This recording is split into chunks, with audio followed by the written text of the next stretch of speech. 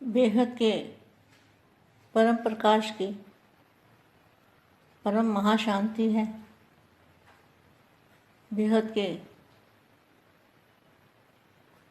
दिव्य परम प्रकाश की महाशांति है।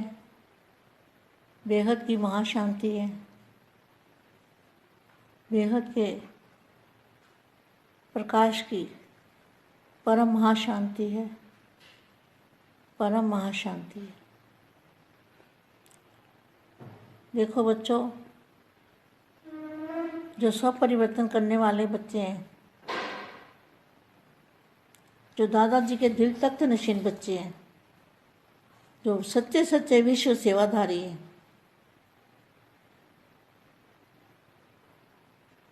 सच्चे मन से बाप का साथ निभाने वाले और बाप और आप कंबाइंड रूप में रहने वाले बेहद के दादाजी के लाडले प्यारे बच्चे, ऐसे विशेष आत्माओं को, विशेष बच्चों को बेहद की माँ का याद प्यार और नमस्ते। अब फिर मैं जो लिखा हुआ ज्ञान था मैंने बापू जी के द्वारा, आज फिर वो पढ़ने वाली हूँ। मुझे जो जहाँ से मिलता है, बापू जी के द्वारा जो मिलता है वो तो कहीं भी नहीं मिलता, उसको भी उठा लेती हूँ और बच्चों को बताती हूँ।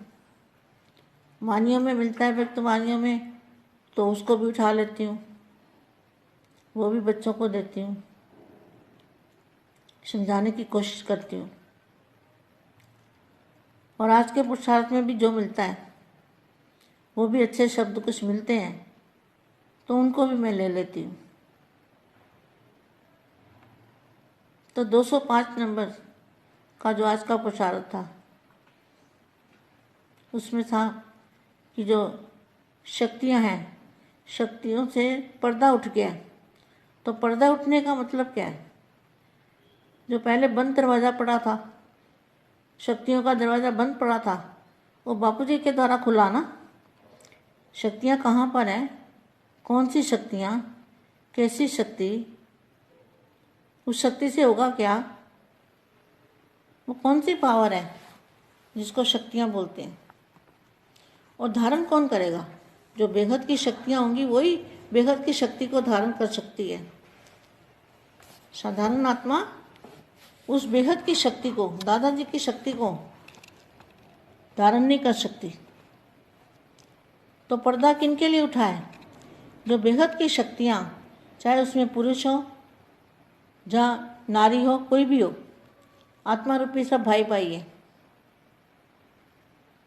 तो बेहद के दादाजी की जो शक्तियाँ हैं उसके ऊपर से पर्दा उठ गया है। तो ये पर्दा उठा तो शक्तियाँ लेने वाले कौन हैं? बेहद के बच्चे जो हैं, बेहद की आत्माएं, वो इस शक्ति को धारण कर सकते हैं, उसको समझ सकते हैं और उदाहरण करके अपना फरिश्ता स्वरूप और आत्म स्वरूप की अनुभूति कर सकते हैं। जब कमज़ोर आत्मा होती है ना तो उसको ज्ञान समझ में नहीं आता और ना ही अपनी शक्तियों का उसको पता लगता है, क्योंकि शक्ति है ही नहीं आत्मा में। आत्मा का दिया बुझा हुआ है तो शक्ति कहाँ से आएगी? ना अपनी शक्ति है, ना धारण करने की पावर होती है। तो ऐसी आत्मा क्या है?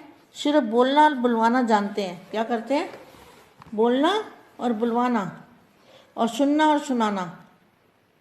धारण करने की पावर ऐसे आत्मा में नहीं होती, ना समझने की शक्ति होती, क्योंकि आत्मा की कैपेसिटी इतनी है, ज्ञान समझने की शक्ति नहीं है, क्योंकि आत्मा इतनी कमज़ोर हो चुकी है। तो आत्मा कमज़ोर कैसे हो जाती है? आत्मा कमज़ोर होती है जो इन आँखों से देखते हैं, इसी में खुशी मनाते हैं। घर बार ये सब जो कुछ मिलता है, गाड़ियाँ, मोटर गाड़ियाँ, सुख सुविधा के साधन जो भी मिलता है, उसको विश्व सेवा में लगाना चाहिए। अगर किसी के पास है तो उसको क्या करना चाहिए? विश्व की सेवा में लगाना चाहिए, अपने ऊपर यूज नहीं करना चाहिए। तो कमज़ोर आत्मा क्या करती है? कमज़ोर आत्मा उसमें फंस जाती है। उसके लालच में फंस जाती है, उसको यूज़ करने के लिए, सुख भोगने के लिए फंस जाती है। आप देख लो, जिनके पास, आपको पता है इतनी बड़ी संस्था के पास कितना सोने की द्वारका कहाँ पर है, बापू जी ने बताया हुआ है ना। तो सुख सुविधा को नहीं छोड़ने की ताकत, आत्मा में ताकत ही नहीं है कि ज्ञान समझे और ये स्थूल माया को छोड़े। खाली दिखावा कर रहे हैं, बाकी माया छोड़ नहीं सकते। अगर माया छोड़ दे ना तो तुरंत बाप को जान जाए। जो मायावी लोग हैं वो बाप को नहीं जान सकते, ये पक्का प्रूफ है। मायावी लोग बाप को नहीं पहचान सकते क्योंकि कमज़ोर हो चुके हैं, माया के वश में है। माया ने उनको वश में किया हुआ है। और बेहद के बच्चों को माया छू भी नहीं सकती। वश में तो करना बहुत दूर है, बेहद के बच्चों को माया छू नहीं सकती। तो ऐसी कमज़ोर आत्माएं ना ज्ञान धारण कर सकती है, ना दूसरों को दे सकती है। तो अपने साथ दूसरों का भी बेड़ा डुबोते हैं, खुद तो डूबे डूबे, औरों को भी साथ में ले डूबे। इनका ये हाल है। जो इनको मानने वाले हैं उनको भी ले डूबेंगे। ऐसा नहीं कहेंगे कि भाई जाओ तुम सुनो, हम नहीं जा सकते, तुम सुनो, वो भी नहीं छोड़ेंगे, नहीं, बल्कि उनके घर तक पहुंच जाएंगे कि वहाँ मत जाना, ना सुनना। तो ठीक है, इनका भाग्य इतना ही है, तो इसमें हम क्या कर सकते हैं। हम तो बहुत कोशिश कर रहे हैं, वाइब्रेशन डाल रहे हैं बेगत की परम शांति की। अब मैं जो लिखा हुआ ज्ञान है बेटा, वो मैं अपने बच्चों को आज दे रही हूँ, और कल से फिर दूसरी वाणी, अव्यक्त वाणी फिर दूंगी। फिर बाद में कभी भी लिखा हुआ ज्ञान है बच्चों को सुनाया करूँगी कि मैंने क्या लिख रखा है, तो बच्चों को पता चल जाए कि माँ ने कोई मेहनत की है या नहीं की है। दादाजी के द्वारा जो मुझे शक्तियाँ मिली है, पावर मिलती है, ज्ञान समझने की शक्ति मिली है, बापूजी ने जो मुझे पावर दी है, उसको मैंने बच्चों के लिए जमा करके रखा है। वो आज मैं बच्चों को बता रही हूँ। जहाँ लिखा है फरिश्ता स्वरूप कैसा है और उसका रंग रूप। देखो बेटा, ये बात है कि जैसे जब तक हम बन नहीं जाते ना आत्म स्वरूप या फरिश्ता स्वरूप बन नहीं जाते, तब तक मुझे रोज़ ही सिखाना है। क्योंकि रोज़ रोज़ सिखाने से एक ही चीज़ वो दिमाग के अंदर घर कर जाती है, बैठ जाती है कि हमें ऐसा बनना है और ये करना है, फिर ड्यूटी याद रहती है। तो इसलिए रोज़ रोज़ छोटे बच्चे को सिखाते हैं ना, एक लिखो, एक लिखो, एक लिखो, बार बार कहते हैं एक लिखो, तो बार बार कहते हैं लिखो, क्योंकि वो याद हो जाता है पक्का। तो इसी तरह से जो मैंने लिख के रखा है वो बच्चों को बताती हूँ।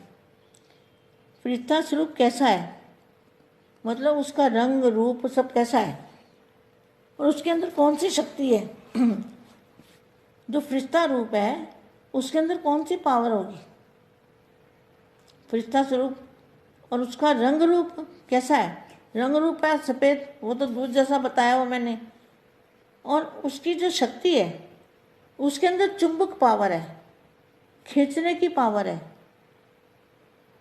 कितने भी आत्माएं हो, कितना भी परम प्रकार वो, कितने भी तत्व हों, कूड़े करकट जैसे तत्व पांचों, उसको भी वो पूरे परिवर्तन कर सकती है। ऐसी आत्मा के अंदर फरिश्ता स्वरूप में पावर होती है, जबरदस्त पावर होती है। और उस फरिश्ते स्वरूप में पावर कितना है, आज हम इसी अच्छी तरह से जान लेते हैं, इसी बात को अच्छी तरह से समझ लेते हैं कि उसमें पावर कितना है।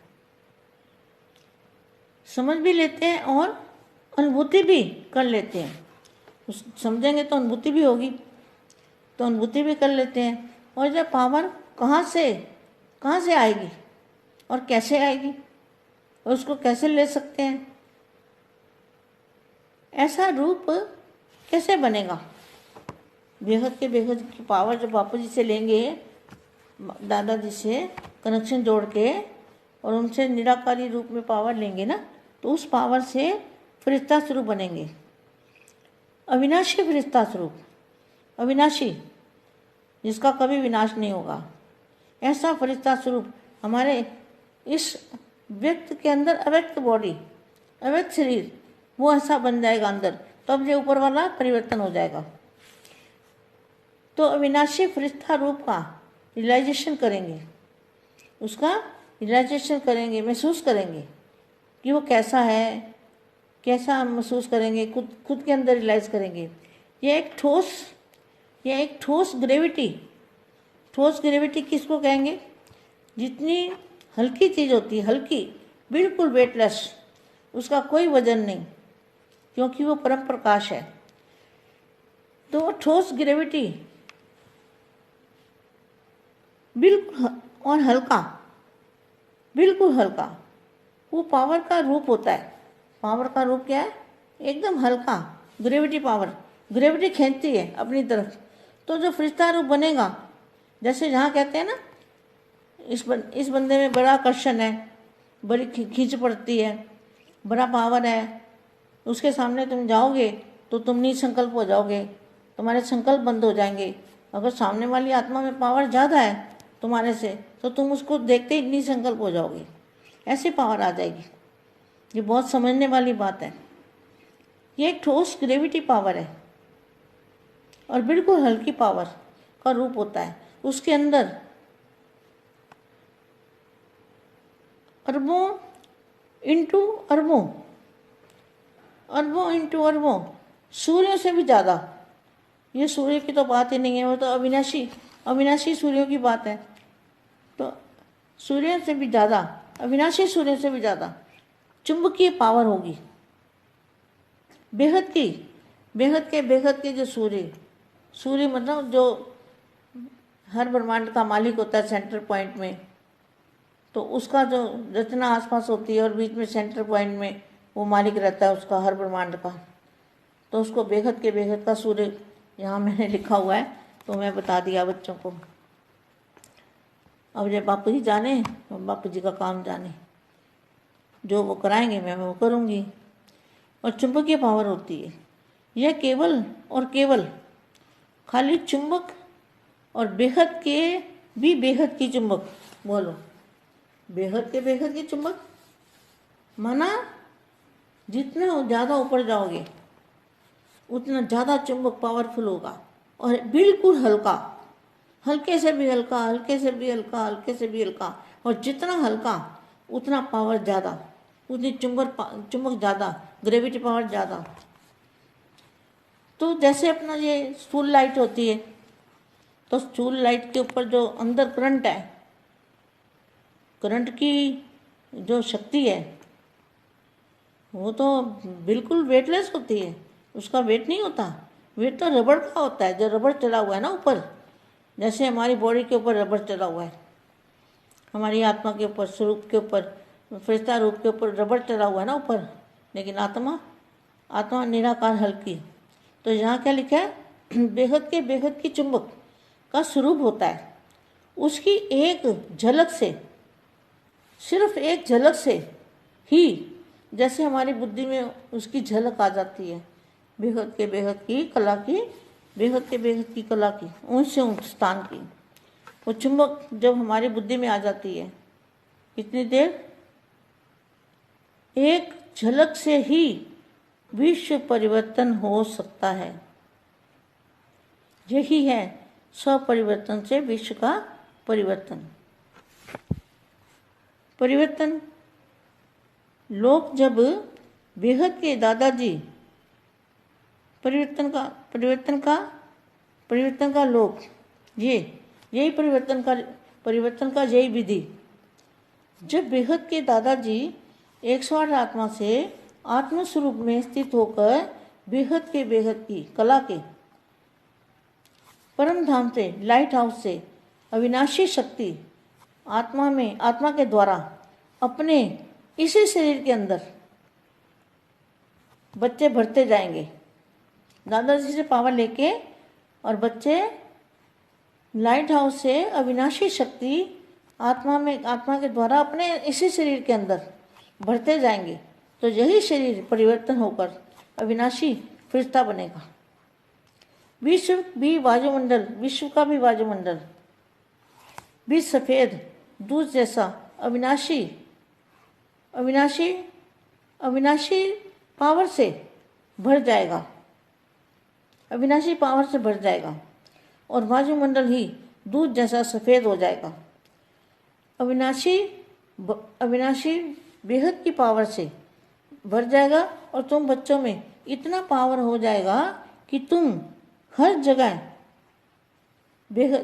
जगह परम प्रकाश से परिवर्तन करके अविनाशी प्रकाश बेहद की चुंबक से वायुमंडल को बदल दोगे।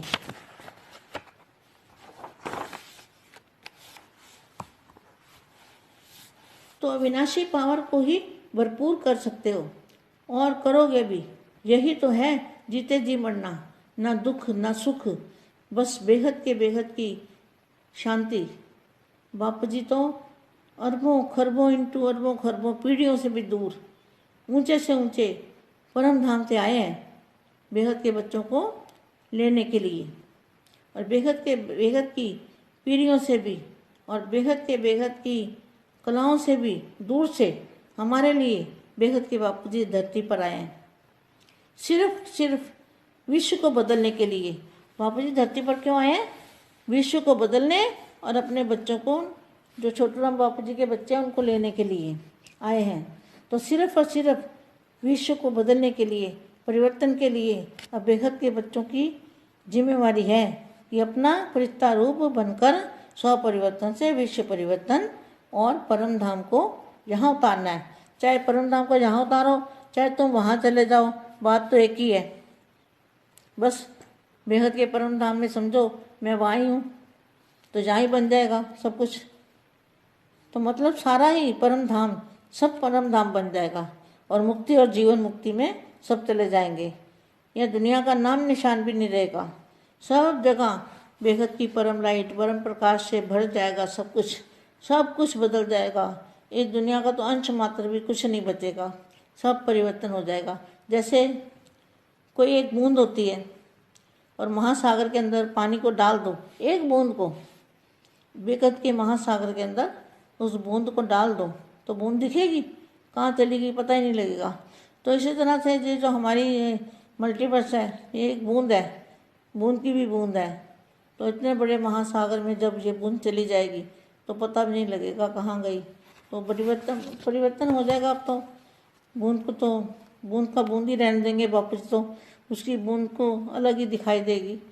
वो अपनी पावर से अपना बेहद का जो हमारा मल्टीवर्स है, जो हमारा ये बेहद का बन जाएगा।